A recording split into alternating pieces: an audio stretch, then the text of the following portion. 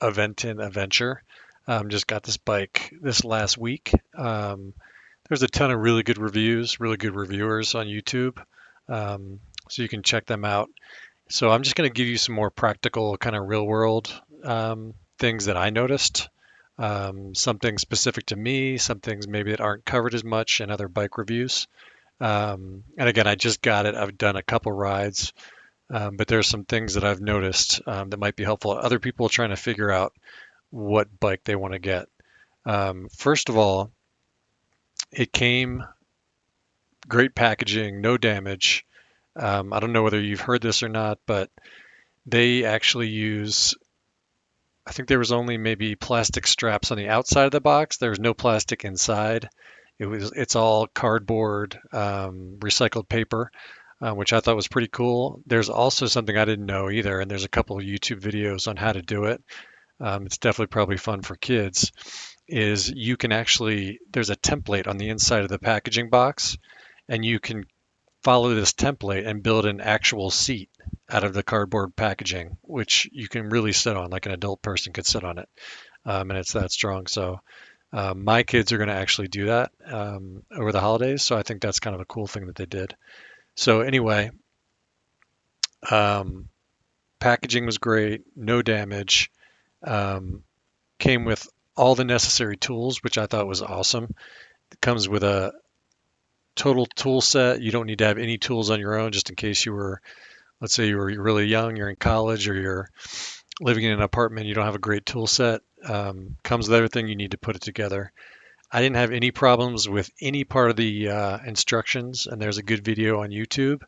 The only part that I found a little bit difficult was there's some really small screws, and if you look up here on the light and where the display screen is, really small screws to adjust those.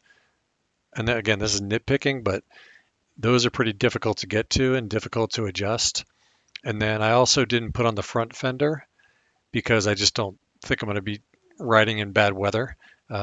Toying with taking off the back one too. I can always put it back on if I want it. But yeah, that I mean, and putting the front wheel on, it came all together except pedals, handlebars, front wheel, um, and a little bit of the back rack you just need to tighten. But it's probably a two-person job realistically to get this front tire on without damaging the rotor or anything like that, for sure. You could probably do it yourself, especially if you have a stand, but two-person, it's just much easier. So let's see, on to other things. Um, One big thing, this bike is heavy. So I am 6'4", 240 pounds, have a history as a power lifter, weightlifter. So I think the bike is right around 75 pounds stock. And one thing that I noticed is in terms of getting a step through or the step over, and this is a large that I got, um, I actually am going to store this in my basement. So I've only done a couple times going up and down the stairs to my basement. But if you're thinking about having to carry this bike anywhere, if you're not just rolling it into your garage, this middle step over bar is a lifesaver in terms of somewhere to grab to carry it. So this is what I used to carry it. And again, the weight isn't bad. 75 pounds for me is not, I'm not bragging, but 75 pounds is not a lot of weight for me to pick up. But the problem is these tires and the dimensions of the bike are huge.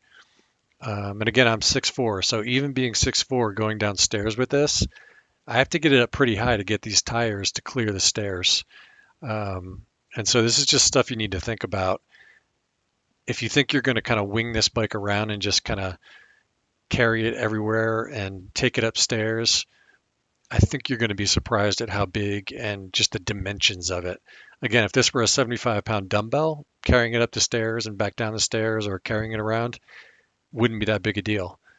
Carrying a bike with no real handles, I mean, again, I use this as a handle, but carrying a bike with no real handles, it's legitimate dangerous and you need to be careful. So just something to think about. Everybody is different. Everybody's strength level is different. And it's something to be considered.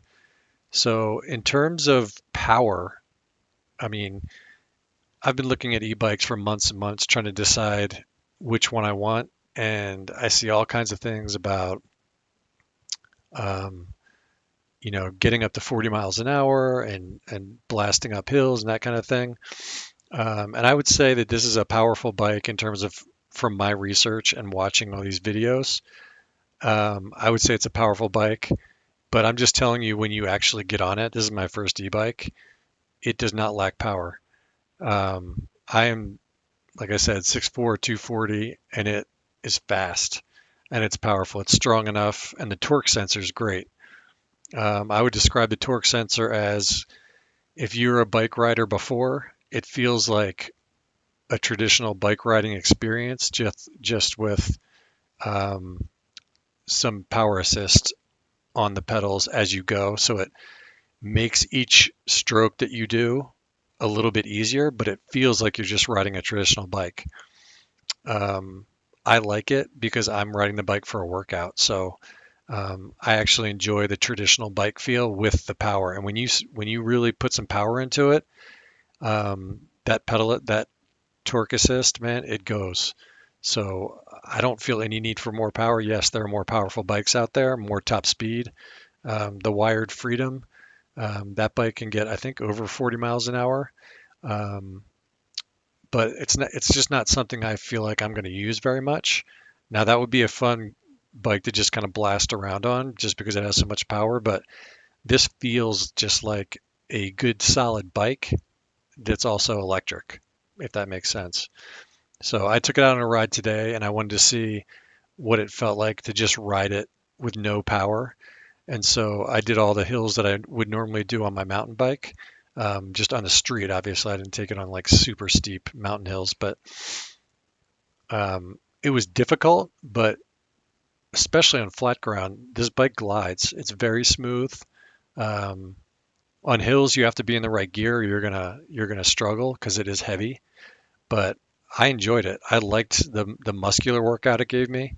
Again, you can ride it just like a bike, and then if you get tired, you can always pop on the electric assist, and you've got help there. So um, one thing that I got it for just for my specific situation is I've been type 1 diabetic for over 30 years. And so riding my traditional bike, I have gotten into some situations where, I'm 20 miles away from home and, excuse me, I'm like 20 miles away from home and I'm getting low on my blood sugar or I'm just not feeling well. Um, and I have had, situations where I just have to eat a ton of food and then I have to ride all the way back. And it has not been fun. So in my specific situation with that, if I ride this bike, and again, I'm going for a workout, so I don't need it to always be easy. I can just leave the electric assist off. I can go as far as I want to go. And the great thing is if I start having low blood sugar, have a medical issue, I can turn that electric assist off and I can just fly home. So to me, that's a great kind of safe feeling of being out riding a bike, not getting stuck somewhere, and then having to figure out, okay, is this an emergency or can I make it back or whatever? So just something specific to me. Maybe some other type 1 diabetics are considering an e-bike and didn't consider that. So on this one, I'm going to be doing a long-term test. So I'm going to make kind of a whole section of the channel just dedicated to this bike. And I'm going to update everything. So I'm just going to go through what's wearing out, what needs adjustment, if anything catastrophic happens, um, just all those things. So hopefully I'm going to put a bunch of miles on this and I'm going to find maybe some strong points, weak points, whatever, to help people figure out what kind of bike they want to do. I will say that overall, the one thing that I'm really impressed with is just the attention to detail and the fit and finish. Let me start this video again. So the attention to detail and the fit and finish of the bike, just everything is neat. It's put together. There's really no rattles or glaring weaknesses on the bike. The seat is high enough. I might get a um, suspension seat so that I can make it a little bit higher because at 6'4", It's okay, but it's not. I don't get quite the leg extension I like to get versus like riding my mountain bike. Um, but yeah, I would say the biggest strength is it's just a overall. It's a good machine. They put it together well. Um, Attention to all the little details. And again, if you're worrying about power, unless you want the absolute top end, like 40-mile-per-hour speed, I have never felt like I was lacking power on this bike. Even in eco mode, which is the lowest assist level, it is more than enough to get me up a hill. I did turbo mode today, going down a hill, and it was just super fast. I mean, I got up to 28 miles an hour just super easy. So that's just an initial kind of introduction to the bike. Hopefully, I added some value to what other channels are putting out. I didn't want to do what every single other channel has because there's some really good reviews, like really high quality reviews, way better than this one. But hopefully, that just kind of gets you thinking. If you're looking for a really polished bike, a company that really pays attention to detail, and you want a bike that more rides like a bike, but that has that just kind of like turbo power if you want it, I think this is the one to get. And I researched all kinds of bikes. I was really close to pulling the trigger on a Wired Freedom, but I just kind of decided that, at least for me at this moment, that was a little bit too much. Nothing like against Wired or anything, just for my specific purpose. So they're doing a really great deal right now. I think I got it for 1600 out the door. That includes taxes and everything else.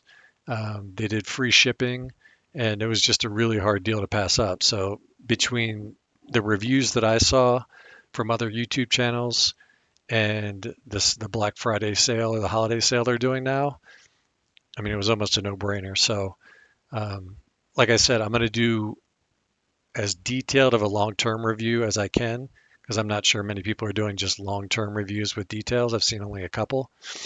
But I'll go over, tires, brakes, little adjustments that you have to make, how the battery's holding up, all those kind of things. So just keep in mind also the weight and just the dimensions. If you're getting this bike or another e-bike, think about how you're going to carry it. Think about how you're going to store it. Think about what your realistic capabilities are when it comes to that kind of thing, and just go into it eyes wide open. And if you need to, find a bike shop and ride one. Maybe buy it from the bike shop if you can, and just make really sure that it's something you can handle because these bikes are no joke in terms of weight. When you're riding it, smooth as butter in terms of my experience with Aventon.